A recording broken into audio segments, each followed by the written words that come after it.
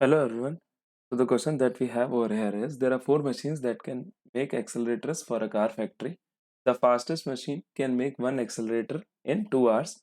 The slowest machine makes one accelerator in 3 hours. Which of the following cannot be the value of the average time taken by the four machines to make an accelerator? तो देखते हैं किस प्रकार से इस question को हम लोग सॉल्व करेंगे. सबसे पहले मैं मान लेता हूँ जो फास्टेस्ट एक्सेलेरेटर है, ए को आप फास्टेस्ट एक्सेलेरेटर एज्यूम कर लीजिए. तो इसको जो टाइम टेकन है इसको लग रहा है 2 hours which is already given.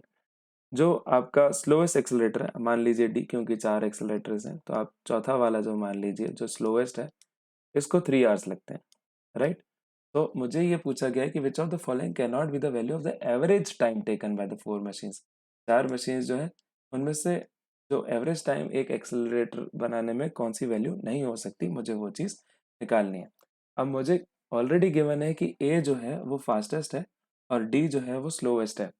That means जो इनकी वैल्यूज होने वाली है वो एटलीस्ट दो से तो बड़ी, ग्रेटर देन टू होने वाली है, बट लेस देन थ्री. दोनों इन दोनों की वैल्यूज जो है they can be greater than two but have to be less than three since the condition have been given in such a manner. तो हम लोग कैलकुलेट करेंगे मिनिमम और मैक्सिमम एवरेज टाइम जो है वो कितना हो सकता है. तो बात करें मिनिमम एवरेज टाइम को कैलकुलेट करने के लिए, मिनिमम एवरेज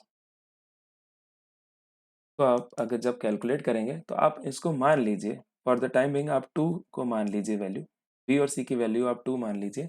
तो देखते हैं किस प्रकार से आपका एवरेज जो है वो आने वाला है. So I have 2 plus 2 plus 3/4 which is nothing but 9/4 और 2.25.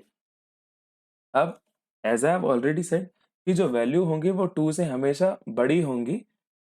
So I have the value I have taken is 2. So that means जो आंसर जो है वो एटलीस्ट जो है वो 2.25 से एक्चुअल में कुछ बड़ा ही होने वाला है. 2.25 से कोई चीज़ थोड़ी बड़ी ही आ सकती है, 2.25 से घट कभी नहीं सकती, क्योंकि आपने 2 भी नहीं हो सकती क्योंकि 2 तो है वो फास्टेस्ट वाले की वैल्यू है.